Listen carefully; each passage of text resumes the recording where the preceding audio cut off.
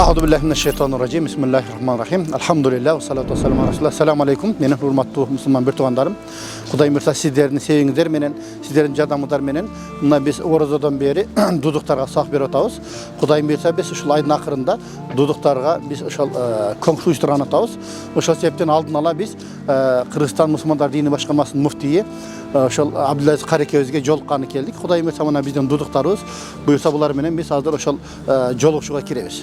Жолугушууга кирип, Кудайым бурса ошол конкурстун жүрүшү тууралуу азын-аулак бери сүйлөшүп, ошо муфтий менен дагы анча кеңешет турган иштер бар. Ошону кеңешкен турабыз. Алла разы болсун барыңыздардан.